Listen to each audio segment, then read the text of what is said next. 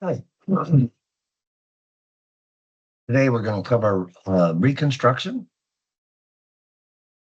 Civil War is over. Now it's time to bring the country back together. There are, in the Reconstruction chapter, in modules, there are 3 PowerPoints. Let me share my screen with you. There'll be 3 PowerPoints to this chapter. There's the main Reconstruction one. There'll be the Lincoln assassination and the Ku Klux Klan. Mostly the Lincoln assassination and the Ku Klux Klan will complement the main PowerPoint. I will break away from the Reconstruction to cover Lincoln's assassination and then break away, come back to Reconstruction and go to the Ku Klux Klan. So here we go. Reconstruction. These 12 years are pivotal. You see these images here. Black males getting the right to vote. And once again, there is a group that's being left out, women. But those, and the next slide will, I'll explain a little bit better about that. Here's the destruction, if you look here, left from the Civil War. Now remember, there's going to be a lot of resentment. There's going to be a lot of bitterness. It's going to be different positive and negative attitudes. There's a period of 12 years that is a triumph and ultimate tragedy. It would be these 12 years. I believe it doesn't get taught enough. There's not an emphasis on it. Once again, I hate to belabor the point, but it helps to explain why. And 48 years later, we're still dealing with these issues. But why there's a positive aspect. So here's a triumph. Here's a triumph. The Freedmen's Bureau. That's a photograph of Freedmen's Bureau. The fact that former slaves will be educated. Quite interesting. When these classrooms were first put together, you get a group of ages 5 to 95. The eagerness and the excitement of finally getting to learn how to read and write from most slaves who were willing to walk 2-3 miles to get to school after working in the fields. A lot of the Freedmen's Bureaus operated at night. Work had to be done.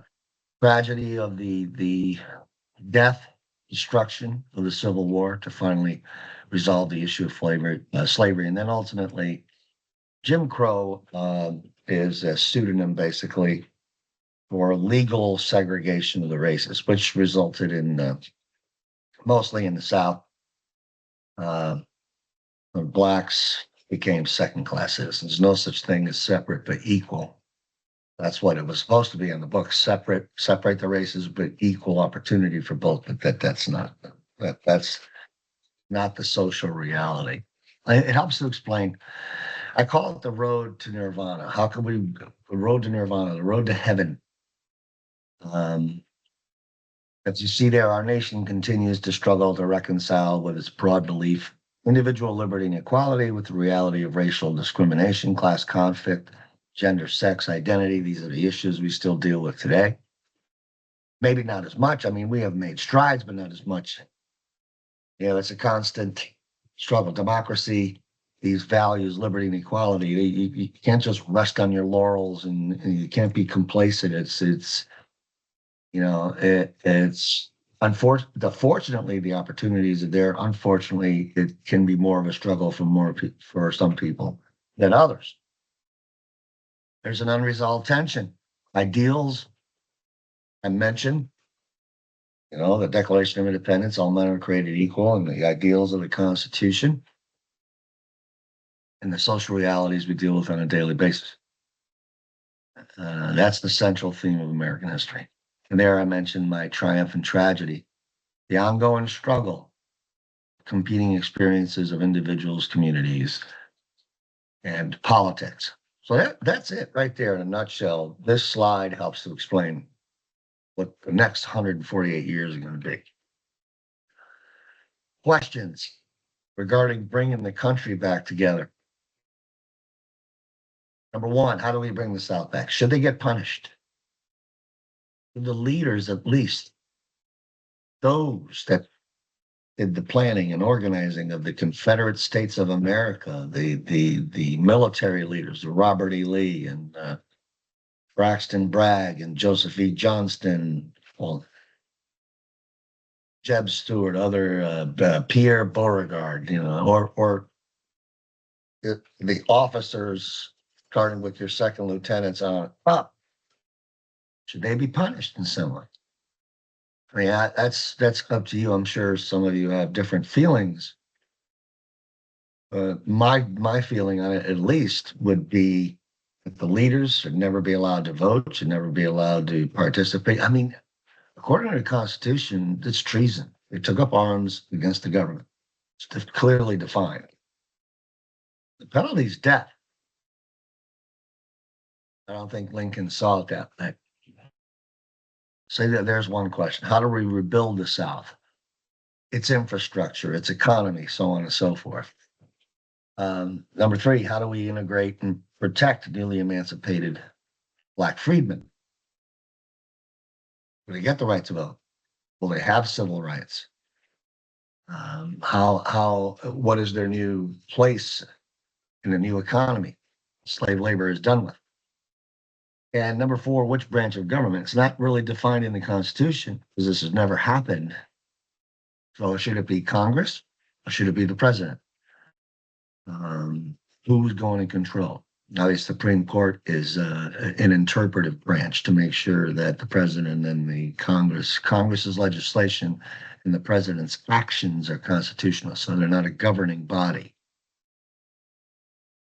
This is what it looks like. Rubbled cities, gutted plantations, worthless money, 285,000 dead, thousands wounded and sick. You can see if you ever heard of post-traumatic stress disorder, it wasn't a term until after the Vietnam War in the 70s, but yeah, the death and destruction affected many soldiers. Became addicted to morphine, alcoholism.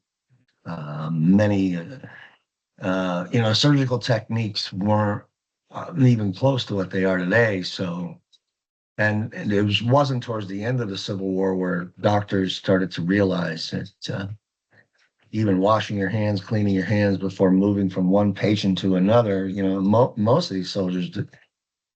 Infection and amputation was the answer. So the prosthetic industry really flourished after the Civil War. A lot of soldiers with, one leg, one arm, or no arms, and so on and so forth. Also, that also led to tension, bitterness, resentment. Might want to take this down. You have two sides here. You have, especially in the South. Now, I'm not saying there wasn't any discrimination. I mean, there's discrimination in the North too. So you have to understand there's a difference between believing that slavery is evil and then accepting former slaves as equals. These are two different things. And even in the North, even Northerners, slavery is evil, should be abolished, so on and so forth. But wait a minute, I want them moving up here to take our jobs. So a lot of that occurred. At the beginning after the Civil War, many, blacks, a good percentage went north looking for work. And that always, even to this day, like with immigration, Americans fear immigrants coming to take their jobs. A lot of that's just fear and ignorance. It's not necessarily true. And then with the Irish, faced discrimination. German immigrants, even though they were Caucasian, faced discrimination. And then the Southern Europeans, and we'll get into that when we get into immigration in the late 19th, early 20th centuries. There's that fear. One group is going to replace the other because they'll work for cheap.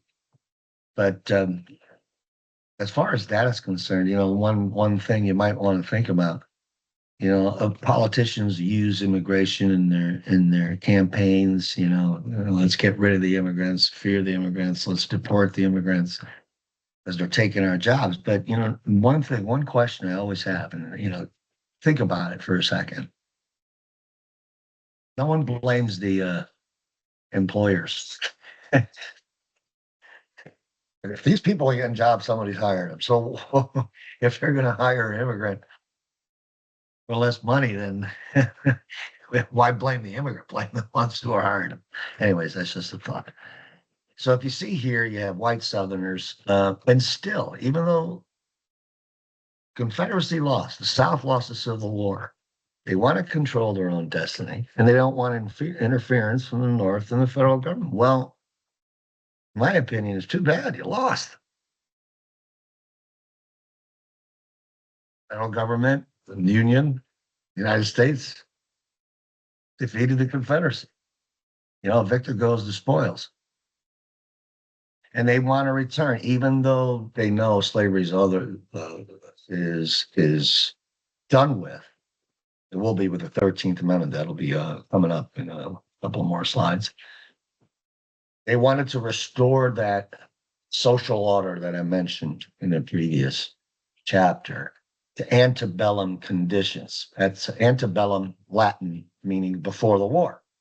So even though, slavery was clearly defined, now blacks are free, well, they're still going to be at the bottom of the social order, and they want it that way. And number 3, reserve regional autonomy and white supremacy. I mentioned that before in the previous chapter. Whether they're slavery or not, blacks are going to be at the bottom of that social order, and these white Southerners want to make sure. As far as African Americans are concerned, of course, they want independence, slavery done with. My independence and freedom with economic opportunity, and political enfranchisement. What that means to be enfranchised, like yourselves, I believe, most of you, are 18, you probably voted in your first presidential election, that you're enfranchised. That's what that means. You have the right to vote and the right to hold office. That's what enfranchisement means. Now, President Lincoln, again, Lincoln's thought process. I mentioned how he grows as a man. He's skeptical about racial equality. He even thought about deporting freed slaves as a solution to the race problem, but that would not be an option. That's not practical. Then, toward the end of the Civil War, he's convinced that deportation is. I mentioned that. He becomes hopeful for chances of black advancement, racial adjustment, and because he changed as a man, heart and soul, because of Elizabeth Keckley and Frederick Douglass. Elizabeth Keckley, who was a former slave, became good friends with Mary Todd Lincoln, and Frederick Douglass, who's kind of convinced Lincoln that it is possible for blacks to be well-educated, intelligent, and courageous, all of those things. So by the end, Lincoln is a changed man, and that's a good thing. People can change, and he did that in his own time period. A lot of historians say, well, that's the way it was. I can accept that to a certain extent, but here's an example of a man in his time period who was forward thinking. So that says a lot. He comes up with a 10% plan. He wants to be very careful about not being too harsh, because maybe that will deepen the resentment, deepen the hatred, continue the division between North and South, and the mistrust and the skepticism. So he comes up with a 10% when he's thinking that 10% of the voting population, people that voted in 1860, if they took an oath of loyalty, they could and established a government, it would be recognized, accepting the end of slavery. That's 10%. I mean, it is maybe a little too lenient, because he will face radical Republicans is what they're called. Radical Republicans. They want immediate change, radical change. From being they want former slaves to get the right to vote, to have civil rights, and many people at that time thought, well, that's radical. It should be a gradual process, and their feeling was no, now, and also forget 10%. We want 50%. They want a constitutional convention, and they want safeguards for civil rights. They want provisional governors. They think we must treat these traitors as occupied territory. And number three, disenfranchised Confederate civil and military leaders. And I tend to agree with that. That's reasonable. We're not talking about executing Robert E. Lee or Jefferson Davis or Alexander Stephens, but take away their right to hold office and make decisions. Look what they did when they had the power. They created another country. 619,000 people died. What are we doing here? How do we justify being too lenient to the mothers and fathers who lost their sons over Civil War and the issue of slavery? How do we justify that? I tend to be a little more sympathetic to the radical Republicans. In 1865, the 13th Amendment officially abolishes slavery. Now you'll see this most likely on the exam. In fact, I can guarantee it'll be on the exam. But if you look at this 13th Amendment, it's interesting because there's that little in red, if you see it here, except as punishment for a crime. I wish they never put, when this amendment was written. Now, amendments, if you don't know the process, it takes a lot. There's only 27 amendments to the Constitution. It takes a lot for an amendment. It has to go through a major process. Unlike a regular, let's say, for example, a tax bill needs only a majority in the House of Representatives and a majority of the Senate, and then signed by the president into law. However, amendments need 3/4, 75%, 75%. It doesn't end there. It has to go to each state. State has to ratify the amendment with 3/4. And of their state legislatures. And then 3/4 of all the states. At that time, you're looking at 22, 11, 33 states. So you would need 3/4 of 33 states. And then an amendment gets to be attached to the Constitution. But that except as punishment for a crime, boy, that is a loophole. And especially in the South, when former Confederates return to power, they're going to use that little loophole. Local sheriffs, law enforcement will use that to arrest freed blacks for the minimal of things like not having a job, not stepping off the sidewalk when a white person walks towards you. If two people walking on a sidewalk, when a white man's coming and a black man's coming, if he doesn't step on the sidewalk, he might get arrested. Speaking to a white woman. Minor infractions could lead to lengthy sentences. Not having a job, then when the pre-Civil War Confederates do, and they will return to power, unfortunately, take those positions of power, and some of them become judges, they will sentence a black man who has not, that might not have a job, there might not be a job available, but it's called vagrancy, to 20 years. So that's the only thing there. Here's a great example, a triumph. Oh, yes, we abolished slavery forever in the United States, but that little loophole.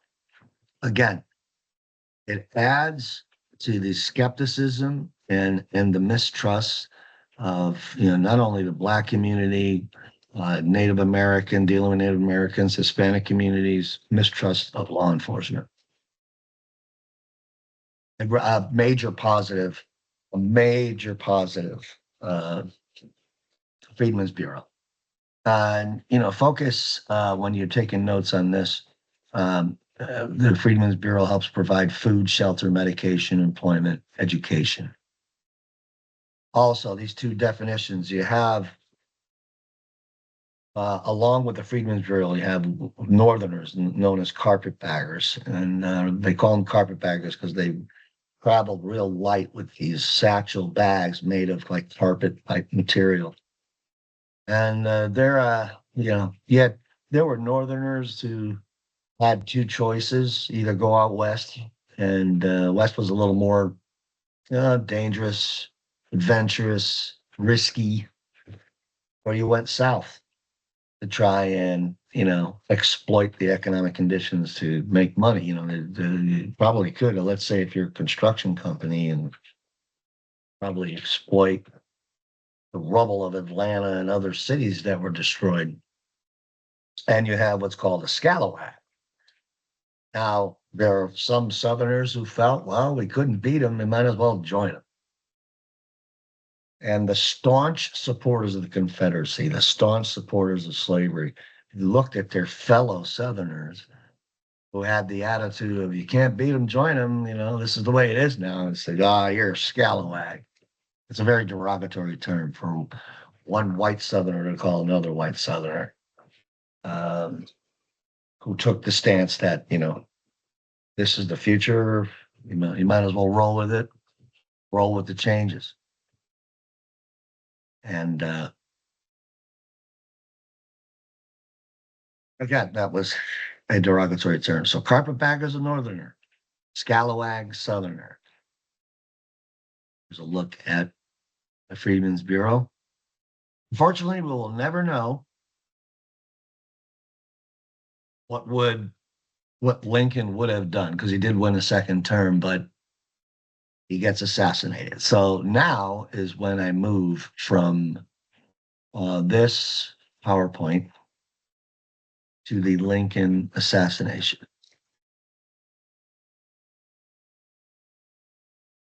Okay. Just briefly go through. It's an interest, obviously there's a lot of interest behind it. This is the man. This will be on your test, John Wilkes Booth. The Booth family was very famous, theatrical family. In fact, John Wilkes Booth's father was considered the greatest actor of the time. They were Southern sympathizers, extremely racist, hated Abraham Lincoln. And in fact, in 1863, the Booths, John in particular, was performing at the very theater he's going to assassinate Abraham Lincoln. 1863, and Lincoln was in the audience, and he admired his acting ability. And he wanted to, after the show was over, he wanted to meet John Wilkes Booth. Lincoln wanted to meet Booth, and he asked one of the stage hands and stage managers, "Can I come back and, you know, shake Mr. Booth's hand?" You know, Lincoln had no idea how much Booth hated him. He just, you know, want to see the show. I'd like to meet him. The stage manager approaches John Wilkes Booth and asks him, you know, the president would like to meet you. And John Wilkes Booth said, "I'd rather shake hands with 10 N-word," he used the N-word, "than to shake hands with that man." And the stage manager did not return. And he just says, "Mr. Booth is busy right now." But well, there it is. You know, the seeds are sown there, but Lincoln has no idea. He made $20,000 a year, which was, if you do the exchange rate from 20,000 in 1860, what that would be like today, I'm sure it's a couple million, maybe. Considered handsomest man in America. He actually was there when John Brown was executed. And there, I just mentioned, President Lincoln saw him on November 9th in the Marble Heart Ford's Theater. There's pictures of him. Here's the their plan was to kill three. Uh, four actually. Abraham Lincoln, Vice President Andrew Johnson, Secretary of State William Seward, and General Grant. General Grant. General Grant would leave town. He was asked to come with the Lincolns to see Our American Cousin was the play, but General Grant's kids had written him a letter saying, we haven't seen you in a while, Dad, and Grant declined. Grant should have been with his wife, Abraham Lincoln and Mary Todd Lincoln, in the presidential box that night, but Grant politely declined and he wasn't there. So you have this motley group here: George Atzerodt, Arnold, Harold, John Surratt, whose mother and father owned the boarding house where they all met and conspired, makes Mary Surratt an accomplice. Original plan began in 1864 was to kidnap Lincoln, take him to Richmond and hold him there so they could exchange him for Confederate prisoners of war. But the war was over. General Lee had surrendered, so they changed plans. General Lee surrenders, so now they have to switch. And a couple days later, on April 11th, Lincoln spoke. Booth was present to hear Lincoln suggest that voting rights be granted. And that's when Booth decided, that's it. It's the last speech he'll ever give. So I'm going to skip through here. They had one last meeting on April 14th. On that night, George Atzerodt was supposed to kill Vice President Johnson. Johnson wasn't home. Atzerodt, and you notice the one common denominator behind all these is conspirators is alcohol. Atzerodt drank a little too much. Didn't arrive at the planned time, and Johnson wasn't even home. Lewis Powell and David Harold tried to assassinate William Seward, but Seward had an assistant with him, and they basically held them off and held them down so they could be apprehended by law enforcement. Well, they failed. So these two attempts failed. Atzerodt, Powell, and Harold probably again had a little too much to drink. There's the theater. So, Booth doesn't know that they failed. He's thinking everything's going to be successful that night. Grant's gone. They missed their opportunity with Johnson. Seward and his assistant hold them off. So now one left. Now, understand this. The Secret Service has been created, but the Secret Service's responsibility at this time was to apprehend counterfeiters. They will not protect the president until after 1901. So 3 presidents will be assassinated in the late 19th century. First, Lincoln is the first one to be the first president to be assassinated. Then James Garfield in 1881. Then William McKinley in 1901. It's at that point that the public outcry was for the president to be protected, that the Secret Service extended its responsibilities to protecting the president. So he had a bodyguard. That's about it. I mean, there were no fences around the White House. You could walk up to the White House, probably maybe a couple of Marines posted, you stated your business, you knock on the door, President Lincoln might even greet you. It's all pretty easily accessible. And it just so happens Ward Hill Lamone was not available. A new guard would be posted outside the door. An investigation occurred. Why weren't you there? But he had a legitimate excuse, so he was excused when there was an investigation of Lincoln's assassination. So who they replace him with? This man named John Parker. Now look at his biography here. despite being brought up on charges of drunkenness, sleeping on duty, visiting a house prostitution, this man was never fired. Now he's supposed to be posted outside the presidential box. So you see, this is where Lincoln will sit with his guests and watch the show. And there's a door, that one door, one way in, one way out. And he's supposed to sit outside that door, but he gets a little bored, and during intermission, he decides to go to get a drink. Unbelievable.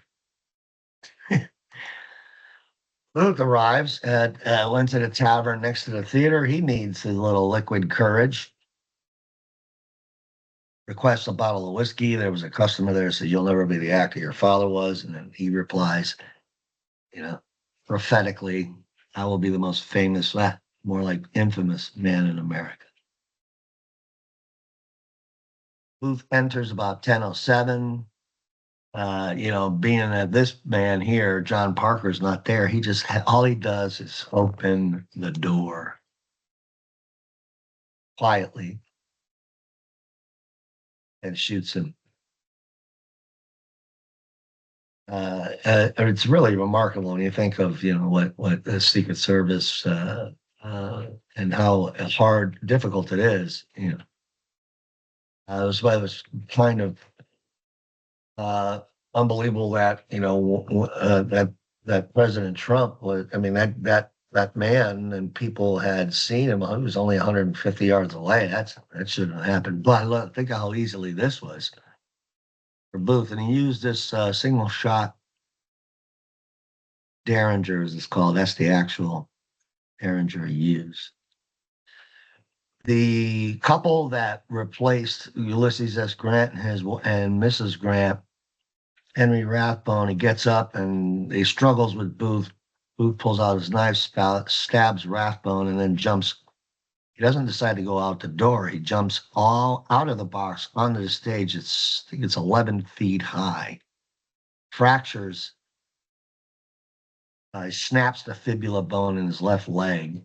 And no one knows for sure whether he said this or not. Some people say, yeah, he said "Sic semper tyrannis," because he knew his Latin from studying Shakespeare, and which means "as always to tyrants," meaning that's how he viewed Lincoln as a tyrant. So all tyrants must be assassinated. There's a cartoon of him out of the booth here on the stage. Mary Surratt would supply him with a horse backstage entrance. Now, Booth was familiar with Ford's Theater. He knew its exits and entrances. So because of that familiarity, they had a horse waiting for him, which makes Mary Surratt an accomplice. That comes in later. Then for the next 14 days or so, he's on the run. He goes to the home of Dr. Mudd to have his leg set, and he ends up, meanwhile, Lincoln was carried across the street to the home of William Peterson, where he will die at 7:22 a.m. He's shot on the 14th. He dies on the 15th the next day. Of course, surgical techniques of the time, not what they are today. He might have been able to be saved should it happen now, but eventually Booth makes his way to Garrett's farm, and Sergeant Boston Corbett will shoot Booth, hitting him in the back of the head. Booth died just over 2 hours later. So he died, he gets shot in the back of the head like he shot President Lincoln. A trial ensues, a military tribunal, military commission, lasts from May 10th to June 30th. Lewis Payne is found guilty, sentenced to hang. David Harold found guilty, sentenced to hang. George Atzerodt, guilty, sentenced to hang. And Mary Surratt will be the first woman. Good trivia question there, possible test question. First woman ever sentenced to death by the federal government. There's little pictures here. They're getting just done. That's what a gallows looks like. I mentioned the gallows with John Brown. This is what a gallows is. It's specifically constructed to form executions. So let's return what happens after Lincoln dies. If there was a mistake that Abraham Lincoln made was to choose Andrew Johnson as his running mate. Things didn't look good in 1864. Public was a little, fatigued from the Civil War. The death rates were rising. There were some factions of the Democratic Party in the North that actually former General George McClellan that Lincoln fired ran against him, who was talking about negotiating a peace with the South. Lincoln, he comes up with the idea of getting a Southern Democrat who remained loyal to the Union as his running mate. Lincoln's a Republican. Johnson's a Democrat. This is the last time in American history where the president and vice president were from two different parties. And couldn't have picked a worse person. Couldn't have picked a worse person. The only thing I admire about Andrew Johnson is that he came from humble origins. He's a scrapper. He's a fighter. Other than that,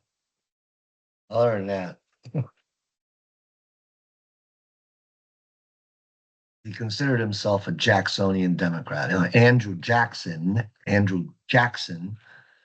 seventh president of the United States, was the symbol of humble origins, the symbol of, you can, tie your own bootstraps, rise from poverty and become a success. It was Jackson's presidency where the right to vote was extended. The first real popular vote for the president really counts and affects the Electoral College. So there was an expansion of democracy and presidential elections. So Johnson thought he was Jackson. That's what it means to be a Jacksonian.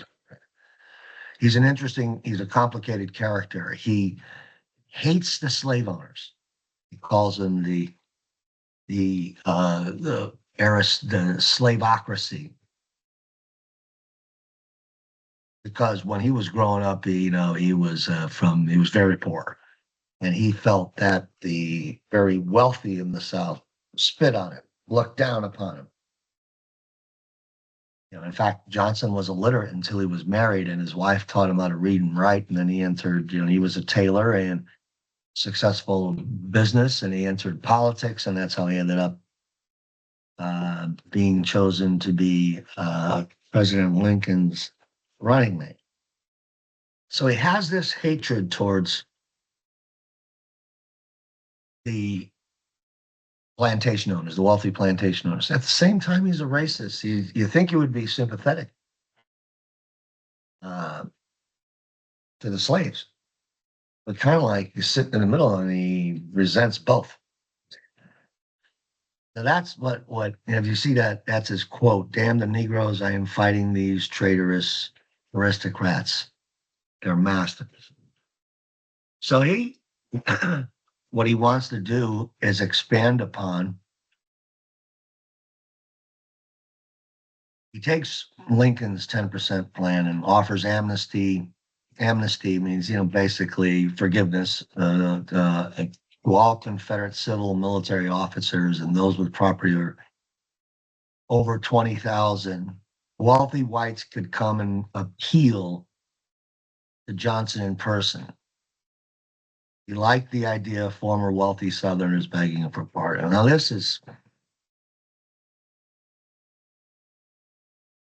he wants to get back at them for his childhood. Basically, look who I am now. I'm the president of the United States. You looked down upon me when I was growing up, and I was poor and I was white and so on and so forth. Now you're going to come to Washington, D.C. and kiss my ring. What does he do? He grants 13,500 pardons. And, the Civil War is over in April. So you have May, June, July, August, September, October, November, December. Within 8 months, he decides, that's it. But those 13,500 special pardons have an effect because, see, Reconstruction is divided into three periods. First phase is 1865 to 1867. And that's not a very positive time period for former slaves. When the Civil War ended on April 9th, President Grant, President Sherman basically turned over former plantations to freed slaves. So for a couple of months, freed slaves were doing their thing. Things looked great. Sunshine and roses, especially in South Carolina. They're developing their own communities, developing their own churches. They're successfully, some of them actually are in possession of the plantations they were formerly slaves on. It looks really good. Looks good. Hey, finally, freedom. Here comes Johnson. He pardons these 13,500 former Confederate office holders, military leaders, politicians, and they get their land back. I can't imagine being, I was a slave, slavery's abolished. I'm actually working the land that I was once a slave on, and it's for me. And then, on the horizon, you see these horses coming with these men riding on horses, and there's an official with them with a piece of paper that says, sorry, the land is being returned back to the former slave owner. That had to be the ultimate punch in the gut. I mean, yeah, that's like walking downstairs on Christmas Day and finding no presents under a tree. It has to be the worst feeling. Had to be. And what happens in this period is black codes. This is on your test. Black codes replace slave codes to keep African Americans in conditions similar to slavery. This is where that loophole in the 13th Amendment comes into play, requiring blacks to sign labor contracts. And if they refuse, they'd be arrested. And this is, you're sentenced to 20 years. This is where, now this is a terrible time period. That first phase, okay, so you have your first phase. Let's see. You're going to have three phases of Reconstruction. Let me see if I can. All right.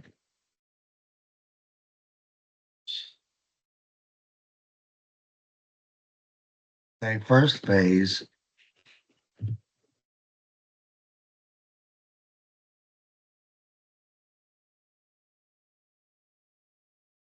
(1865), 1867. I call it a return to slave conditions. You have to ask yourself, what was the Civil War fought about? This is the ultimate outcome. So that's your first thing, return to slave conditions and the black codes and guaranteeing stable labor. Force many blacks to become sharecroppers, the sharecropping system. Oh, you want to be free? Well, you'll be free, but you have to work my land. Well, what makes this possible for President Johnson to do? You might be asking, where's Congress and all this? Well, they're out of session. So it's kind of like the old phrase, when the cat's away, the mice will play. You see, congressmen and women to this day, they're in session for several months and then they go home. The idea of that is we have 27 members of the House and 2 senators in the state of Florida. That's 29, right? 27 in the House and 2. So they will come back and they'll listen to us. We are called constituents. So we share our grievances with those representatives and those senators, and they gather all this information and hope with the hopes that they will return to Washington, D.C. and present this and write and pass legislation. Well, Johnson takes the opportunity. Well, they're gone. I'm just going to, use executive orders and restore the Union and pardon 13,000 former Confederate officials and return things back to normal. There's a quote. Give you an idea of what Andrew Johnson idea. Okay, this is a quote from Andrew Johnson there. I wrote it down for you. This is a country for white men, and by God, as long as I am president, it shall be a government for white men. So that's Andrew Johnson's thinking. And there are two officials that went to kiss his ring in Washington, D.C. In fact, he would become governor of Alabama. His name is Lewis Parsons. And he quote, and these were in newspapers. The state of affairs in Alabama must be guided and controlled by the superior intelligence of the white man. So that's what you're dealing with. Now, Congress returns, and the radical Republicans are furious. In fact, when the first session of Congress comes back, there's a procedure where each representative from whatever state they come from gets their name called, and that makes them officially part of Congress. These radical Republicans refused to let the Southern congressional delegates, the former Confederates, I mean, they were traitors against the country. Now they're just saying, well, everything's back to normal. Let's just go back to the way things were. That's where I disagree. Yeah, I would be beside myself. No. So the radical Republicans stand up for themselves and like, you might as well go back home because you're not.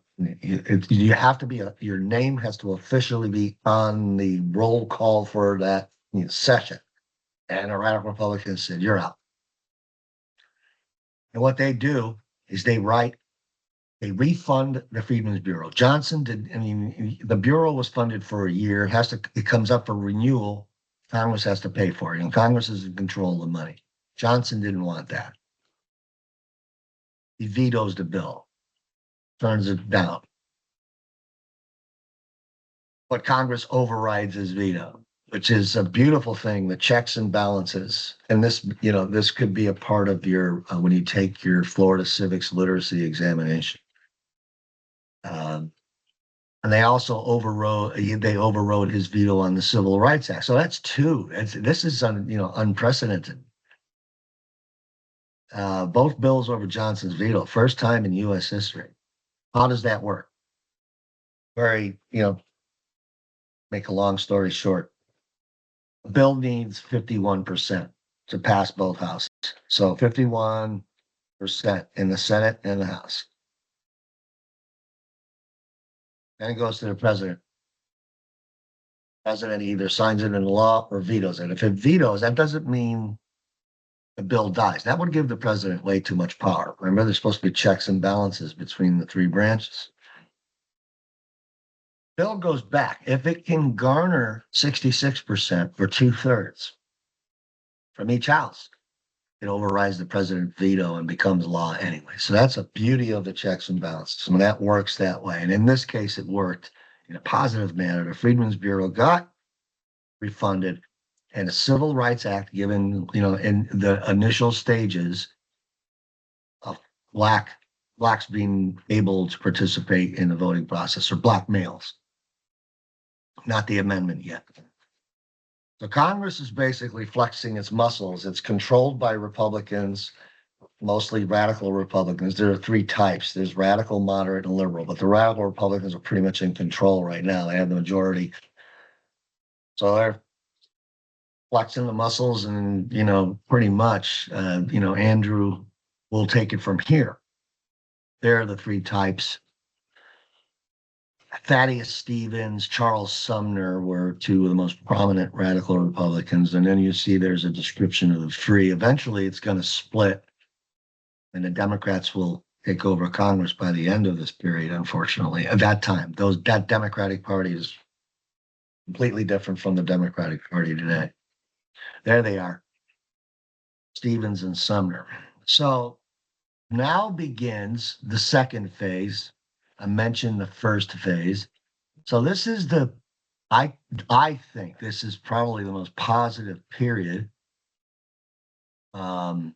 This is where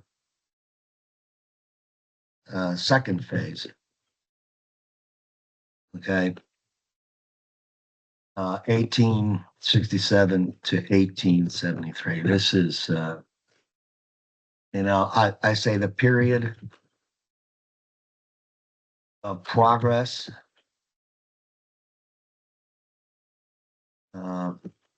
for all Americans. I don't say, all Americans. I say period of progress,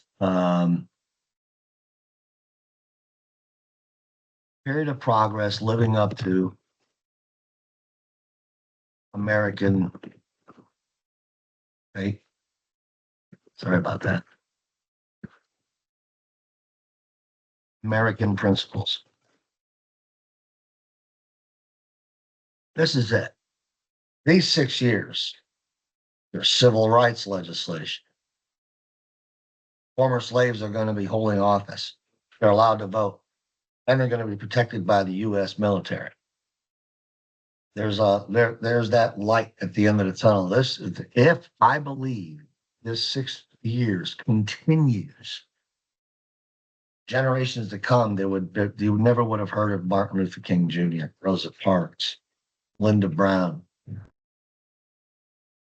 because there wouldn't have been a need for a civil rights movement. Because if it progresses from this point, generations on generations up to our time period would have been brought up in an American society that would have been diverse, with equal opportunity and equal rights for all. So it wouldn't have been a thought. It wouldn't have been there's always going to be a certain percentage of racism or ethnic bigotry, but if U.S. history continues on this road, fortunately it won't, then, we're finally living up to what we believe in.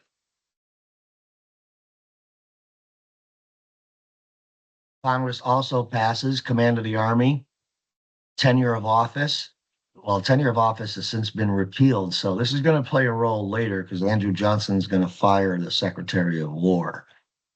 But according to the tenure of office, they can't do that without the Senate's consent.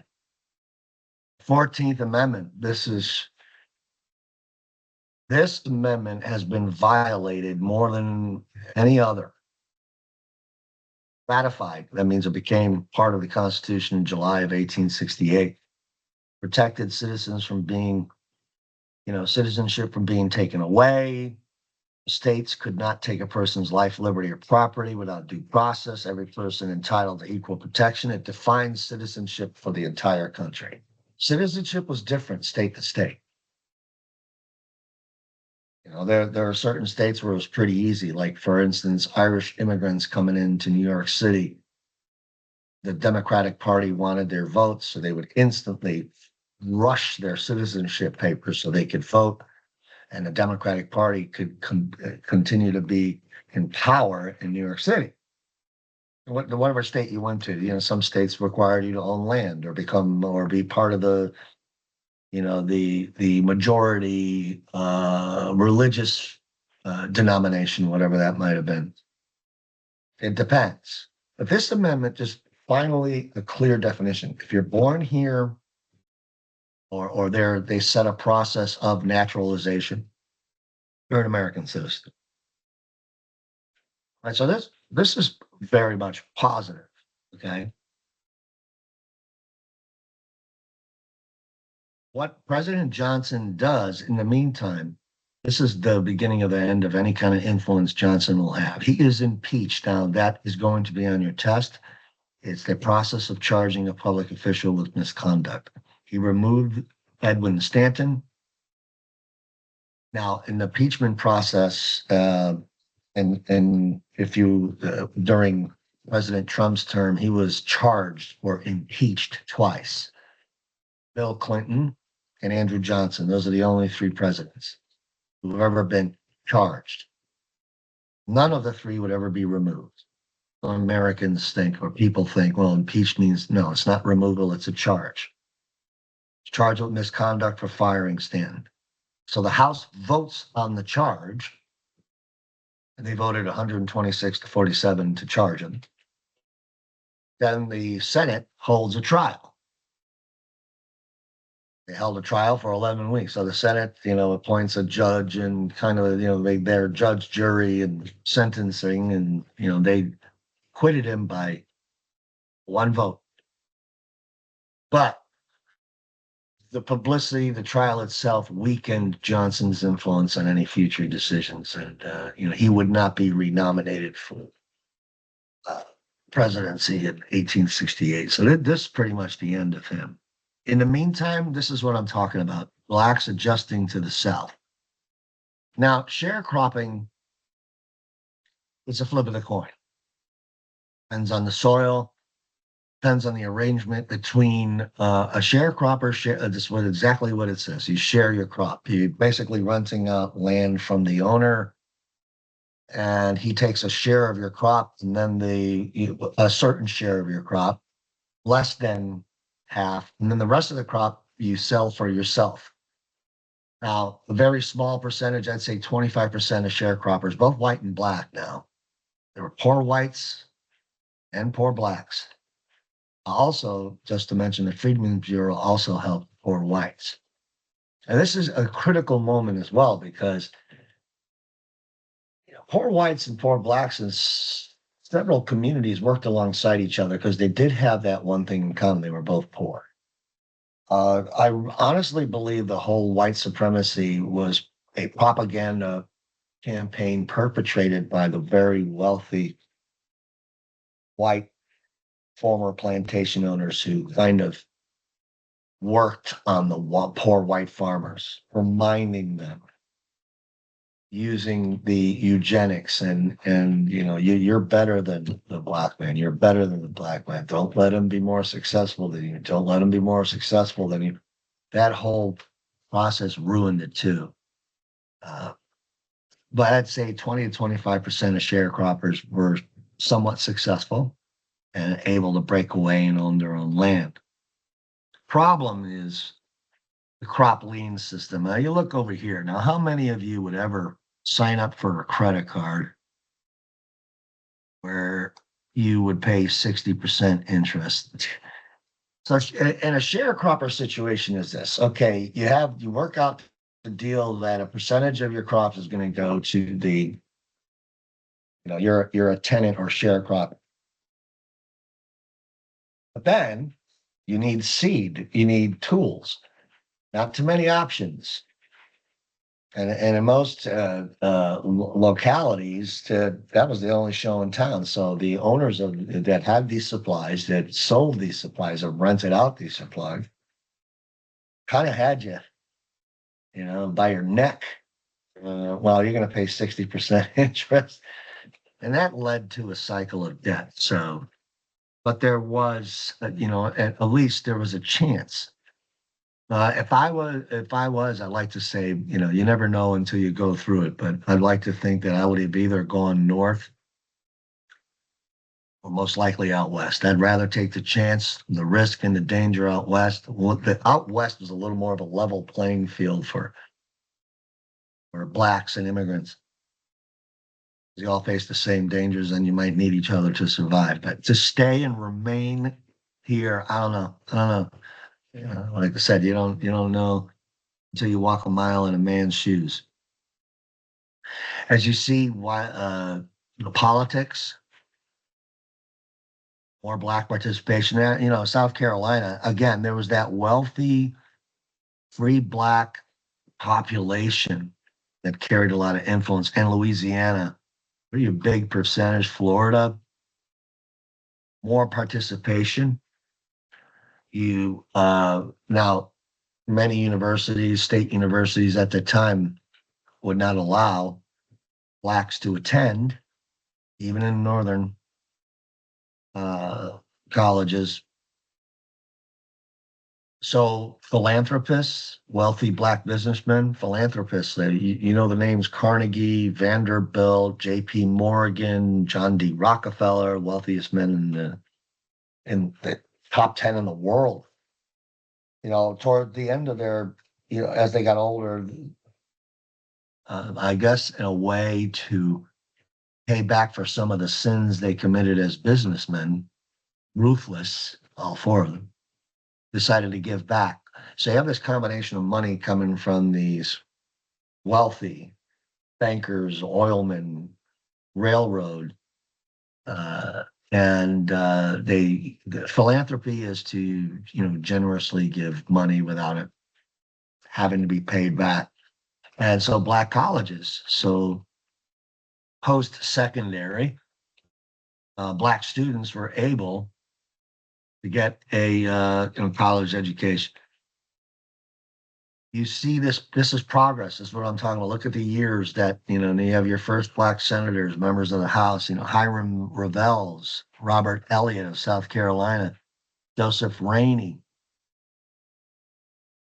Josiah Walls, Benjamin Turner, actually worked with the Treasury. His Benjamin Turner actually signed bills. If you got a dollar bill at the time, you would see his signature on there. One of the major accomplishments, this group of men here worked alongside white representatives in Washington, D.C., passed the first mandatory public school laws that all children, kind of making the right to have an education for each American. And the fear is that these black senators and representatives were only serving the interests of black citizens. That's nothing could be further from the truth. They were serving they're trying to create and live up to the principles of our country, working alongside these, whites and blacks in legislation. This is a very positive period, 1867, 1873. There's actual photographs of 14 men who would serve at this time period. And the passage of the 15th Amendment. Once again, apologies to the ladies, they're getting left out. And, of course, women, even though they did not have the right to vote, very influential. And it's called the suffrage movement since 1848, is gaining some momentum. And, they a little bit upset that, black males got to vote. And obviously, this kind of, in many communities, brought black women and white women together. Like, we're being left out here. Won't get that until the 19th Amendment in 1920. Think about it. Women have only had the right to vote for 105 years. It's 1920. When you're having this progress at the same time, you're getting pushback. And there's a video I'd like you to watch. I'm not going to put it on here to extend this, but it's in the module on Reconstruction. And it's the origins of the Ku Klux Klan, but I do have the PowerPoint. So once again, I'm going from the Reconstruction PowerPoint to the Ku Klux Klan one. It's all located there. And Ku Klux Klan. This will be on your test. U.S.'s first terrorist organization. Originated on Christmas Eve, 1865. 6 former Confederate veterans. They were officers attended college. At that time, your first year and years to follow, you had to learn Latin and Greek. And these, it was basically a social club. That's what it started out as, a social club. Play cards, drink moonshine, have a few beers, blah, blah, blah. Well, they started to get this idea. They were, into Greek and Latin. They were also into medieval, you know, medieval lore, the ghosts, goblins, wizards, so on and so forth. And the idea comes, let's pretend we're ghosts, we're the ghosts of Confederate heroes that died. They start making these elaborate costumes. You see that there, and they begin to ride around at night with torches, and they realized they were getting a reaction from the Black community, riding in these costumes with torches, uh, uh, uh, disguising their voices, sounding like monsters, and hey, maybe we can use this. Maybe we can use this. Obviously they were against the presence of military troops. They were against Blacks getting the right to vote.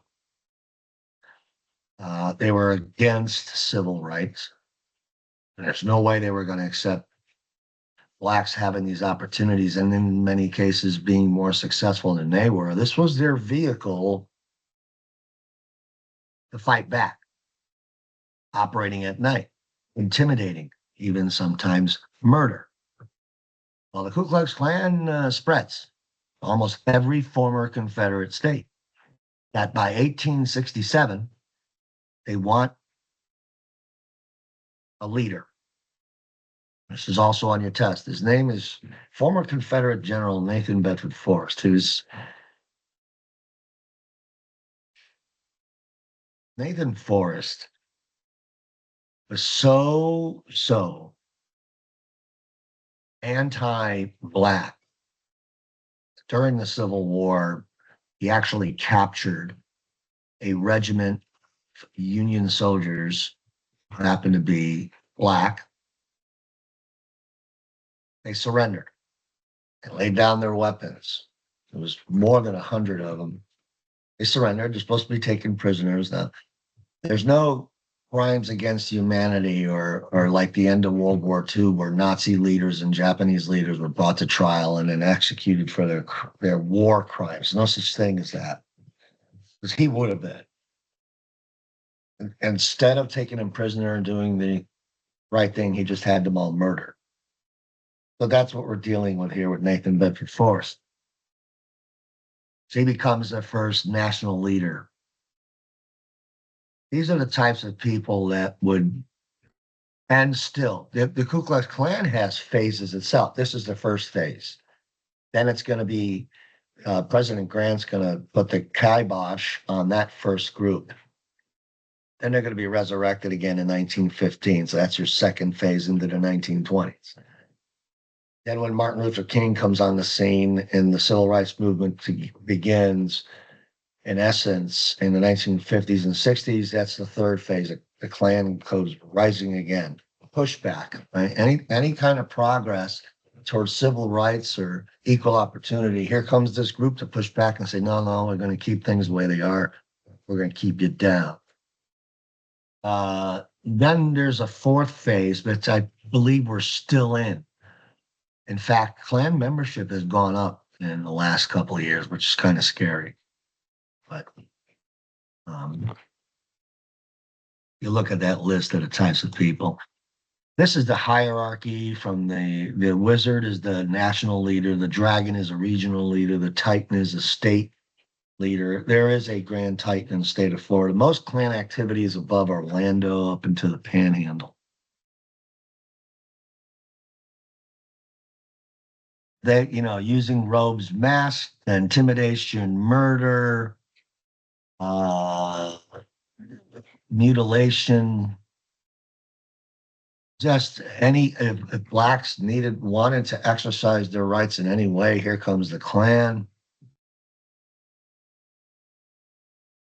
And just to give you an idea, look at this. In Mississippi alone, whites killed an average of one black per day, 2 years. Think about that. It's over 700 people. Democrats killed 1,081 people, mostly blacks and white Republicans. White Republicans faced the wrath, carpetbaggers of such, or Southerners who supported the Republican policy, Reconstruction, or supported black rights. They could also face murder and intimidation. This is ridiculous.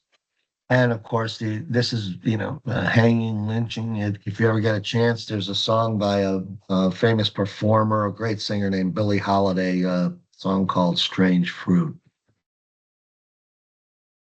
And, the resentment towards especially successful black, you're not supposed to be successful. I think that fear and ignorance,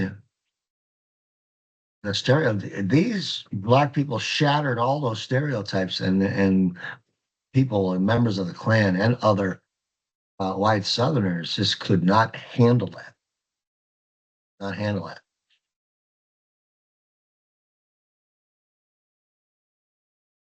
Okay.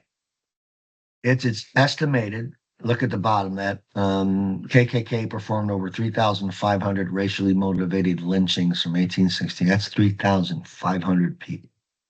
That's somebody's father, mother, brother, sister, cousin, And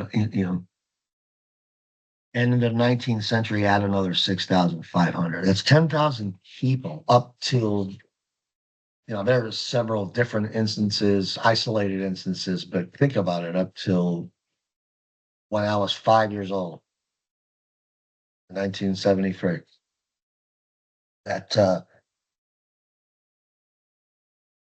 these atrocities were committed. I would say with all confidence that less than 2%, those 10,000 people, less than 2% were able to get a trial and a conviction. It's outrageous. One person who fought the anti-lynching, fought against the Klan, was a journalist. She was very brave. Ida Wells, born a slave in Mississippi. Ida B. Wells argued that whites lynched blacks in retaliation for economic and social progress and to maintain white supremacy. She's absolutely right. Spent her life, even went overseas until 1931, was one of the first founders of the NAACP. Before Rosa Parks becomes famous for refusing to give up her seat, it's Ida Wells who witnessed her friend get lynched because of doing the same thing. There were other blacks. There was Homer Plessy, which will end up in a decision. Other blacks that refused, that fought. They just didn't get the press that, by 1955 with television and improved communication and media, Rosa Parks, and she deserves the credit, no doubt, but there were others before who tried to fight. Now, here's some photographs you might find disturbing, but here's the truth. I'm always going to be transparent. Now, what is disturbing for me is the smiles and that people went out and enjoyed. Look at the smiles on their faces there. That's so desensitized. The hatred. They're happy that they're watching it. You can sleep at night. Now, you might find it hard to believe, but many of these photographs would be turned into postcards that these people you see down here would send each other for holidays and birthdays. How much more disturbing than that? Gather around, look, those two men might have tried to vote or didn't step off the sidewalk, as I mentioned before, or might have tried to get something to eat. There are thousands of this is up to 1946. A lot of this perpetrated by Klan or lynch mobs. No one was prosecuted for that. Less than 2% of 10,000. And it'd be hard pressed to find a white jury. It's supposed to be, right? Separate but equal. And, you know, this was definitely a Klan lynching because of the positioning, railroad crossing, which means there are visitors coming in from other cities. So the idea is, you see this, you try to get out of line here. This is what happens to you. This last one was one of the more popular postcards that was sent in the South. You know, not only was it enough to hang the black man in this picture. You see the smoke here. And the burn. Here's the sick part. People would wait for the fire to go out and the embers to cool off, and they would grab pieces of bone and charcoal and whatever they use, wood, and take them home as souvenirs. Yeah, and then I'm in favor of any group or any movement that is and positive and I remember the whole with George Floyd and even some of my friends and relatives. What's this Black Lives Matter? What about white? I said, you don't get it. You don't get it. I said, and I showed them these pictures. I said, does it look like their lives matter here? Are you kidding? And it continues up till today. Yes, you don't see this kind of photographs. You don't see this happening. There are three groups that this type of violence occurred against: is blacks, Hispanics in Texas and California, and of course, what would happen to the Native American. Maybe not the same way, but that type of violence, you don't see it against white communities. So, I'm in favor of any group in a positive way that wants to express themselves or fight for their civil and equal rights. I'm all for it. So I do understand that. And I can't believe somebody, what about our life? Our lives matter too. Yeah, in a perfect world, every life matters. Absolutely. And I believe that. But understand this type of movement when you look at these photographs. So let's go back to and finish up President Grant, who would become, obviously his popularity, he's coerced by the Republican Party, his fame because of his participation in the Civil War, bringing victory, accepting Robert E. Lee's surrender, natural choice, not that great of a president. He's a military man. But he is sympathetic to the Black cause. He earned a lot of respect for the Black regiments who fought under him. So again, he was not like Lincoln. He was like, wait a minute, forget that stereotype of them not being courageous or not being able to be trained is baloney. So he carries that over into his political career, and he fights the Ku Klux Klan. Unfortunately for Grant, his cabinet was corrupt. Corruption is going to sway public opinion away from protecting civil rights, military occupation in the South. Americans have a short attention span. Well, most societies do. When a movement can only go so far and says, you know what, I'm done with this. Let's go on to something else. That's the way it is. So add to it, and here are some of the reasons why this is all going to come crashing down. Where we're in a period of, there's triumph and tragedy, right? The triumph of equal opportunity, equal political office, establishing of Black colleges, the future looks bright. And then you have the tragedy of this pushback, this group of terrorists who are lynching 10,000 people and intimidating those that want to exercise those rights. And now you have corruption in a government. You have the credit mobile year scandal. That's basically those three. Whiskey has to do with taxes on liquor. The Indian ring has to do with corruption and the management of Indian reservations or Native American reservations, and lining the pockets of politicians. This is a very corrupt. I mean, corruption is, is as old as apple pie. But this period was over the top. President Grant was investigated, but there was never any proof they investigated his bank accounts or anything. The guy was basically broke by the time, so he had nothing. He had nothing to do with it. That was his problem. As a military leader, he gave orders, and he expected those, junior officers to obey his orders, do their thing. Well, they did. He didn't keep an eye on it, and he was too trusting. And they were lining their pockets. So you have the corruption.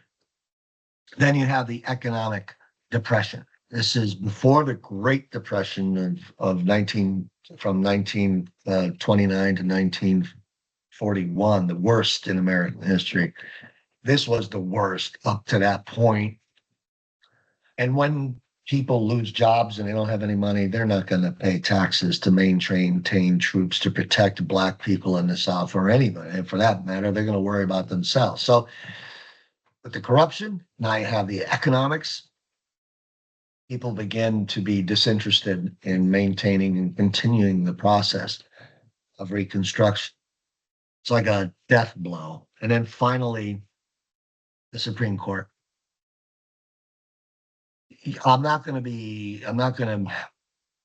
to test you on this, but you need to understand. So you understand everything. I don't want you to have to study just to do well for a test, because you need to actually understanding the entire thing helps you do better on a test, not just focusing on certain things, individual things that don't make any sense, just for the memorization to be successful. So again, we go back. Corruption, economics.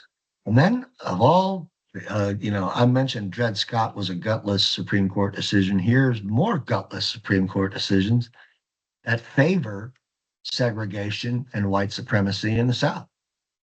Read through the slaughterhouse cases, but mainly my analysis of those decisions. The Supreme Court's distinguishing between national and state citizenship. There shouldn't be.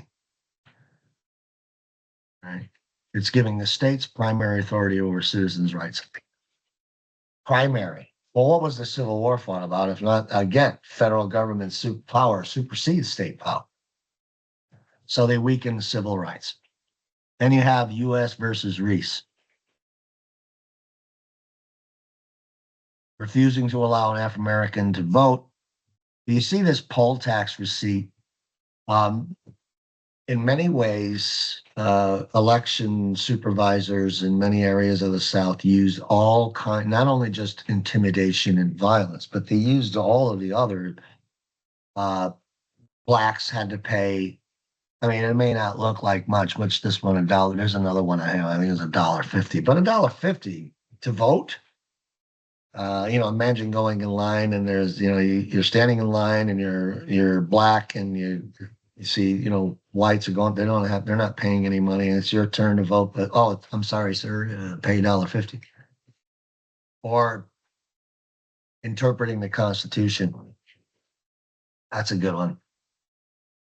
Again, you're standing in line and the white voters are just allowed to go on, and vote. And then it's your turn. And then the supervisor says, excuse me, can you step to the side? And has the Constitution of the state of Louisiana, for example, opens up to a page and say, give me a paragraph interpreting this section of the Louisiana state Constitution. Hey, so sad. 15th Amendment, all right, see, here's the summary of the Supreme Court decision. The 15th Amendment did not guarantee a citizen's right to vote, but just listed certain intermissible grounds to deny such. What? So the result of this decision leads to this. Southern states begin to take the right of, here's the poll tax receipt I was talking about, $1.50. Disenfranchise Blacks for non-racial reasons. I mean, one lousy decision after another. Cruikshank, this was one of the worst. This had to do with murder. The court holds that the 14th Amendment, so these white supremacists accused of attacking a meeting of blacks, which resulted in death, murder.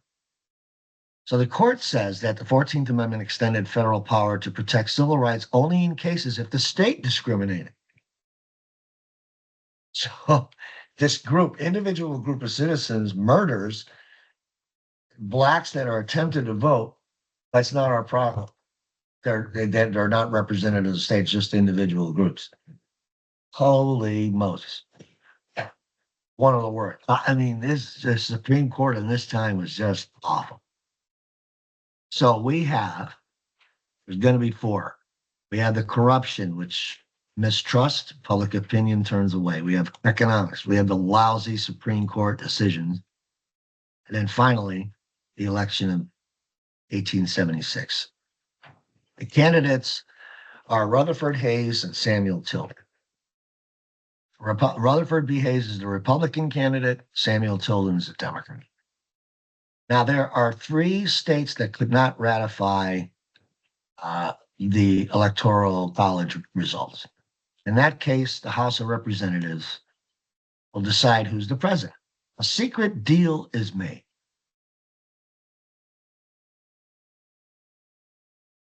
Which leads to the end of Reconstruction. Oh, and I mentioned first, second. Here's the third phase.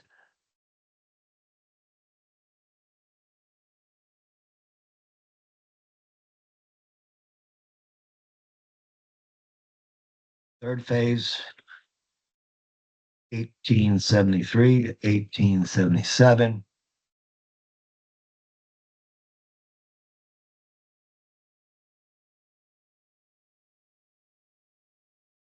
I would, call this phase the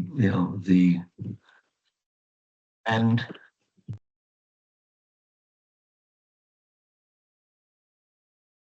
The end of Reconstruction and the road to civil rights.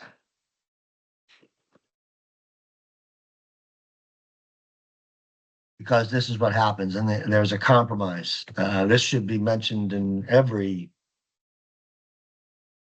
high school, middle school, and high school class. And this is sad legacy here. The Democratic Party would rather give up the presidency and maintain control, especially in the South, over its black population, making sure that blacks are second-class citizens, than win the presidency. So basically, they say, all right, yeah, we'll concede victory to Hayes, but get your troops out, mind your business, and don't interfere in our affairs. Which completely goes against what the federal government and the president is supposed to protect citizens' rights. He enforces the laws of the land. And they went for the deal.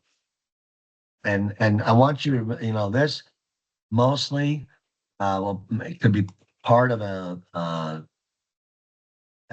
essay on your test, the legacy right here. This period sets back the progress of civil rights, blacks and women, 100 years. Southern states ignore. See, that's what I'm talking about. And in many cases, up to this day, the 14th and 15th Amendments are ignored to certain groups. Jim Crow segregation becomes pretty much legal after 1877. Southern states, well, that's and now we can have separate drinking fountains, separate public facilities, separate bathrooms. Not allowed to go to parks and public places, and the federal government does mind its business. Unfortunately, for the next until 1954. Wow, totally just the roots and grains, the problems that we still have today. And then in the South, history's rewritten, this old lost cause about, presenting the Civil War and then these monuments. It's ridiculous. This is, if you want to look over the history of Jim Crow, was created by an actor named Thomas Dartmouth Rice. who put on blackface in minstrel shows and exaggerated and distorted imitations of African American vernacular, uh, racial stereotypes. And he named this one character Jim Crow. And then, I don't know how it happened, not clear, but Jim Crow became shorthand for the laws and customs. You also have a group that's responsible for all the monuments which have come under controversy. Look under if you go on YouTube and look up the documentary on Charlottesville in 2017, when the city decided to remove a statue of Robert E. Lee. I'm all for monuments, whether they're monuments of people that, that are infamous, like, Confederate generals. I mean, they took up arms against the United States. That's fine. Want a monument? Put it in a museum. And put a plaque next to it describing accurately what this person was about. They want to make it educational. No one's tearing away history by tearing down a monument. It's all written down in books anyway. And most of these monuments have absolutely the monuments were put up to remind blacks of where their place was, especially in the South. Or let people buy them, auction them off. I'm not into destroying things. Auction off the statues. You want to buy a statue of Robert E. Lee? You could put it in your backyard, have your buddies over on a picnic, hoist your beer and praise Robert E. Lee. Fine, it's on your private property. Or put it in a museum for all, and with the correct and accurate history. That's fine with me. If you notice all these monuments, Southern heritage, Southern pride, and history, most of them are erected or put up when there was pushback by the black and white community, like the NAACP, for advancement of colored people. Look at the because this organization begins fighting for civil rights. And there's these spikes. Right? Civil rights movement, Dr. King. Oh, here we go. Let's put up a statue. Let's remind them. And then what solidifies Jim Crow? I mean, there were segregation laws. Then there's a major challenge. If you read this from Homer Plessy, an African American who refused to move from he paid for a first class ticket.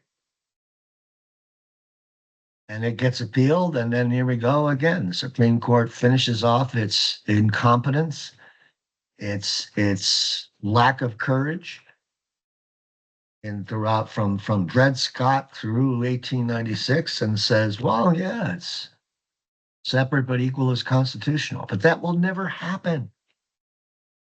By the time this happens, and before, from 1877 on, most state legislatures, especially in southern states, are made up of whites, blacks. All those men you saw, the 14 men that became black men that became senators, representatives, they're gone by this time. They're out. It becomes definitely a white Caucasian power, democratic power, and they're going to disparate. Separate but equal means, these facilities are supposed to be equal. Well, they're not going to be equal. Public high schools for the white kid, they're going to get the brand new football field, brand new desks, up-to-date books, and all of that. All black schools aren't going to get much. They'll be using, seniors in high school will be using 7th grade level, English and math. So it never worked out that way. And that's it. That concludes Reconstruction.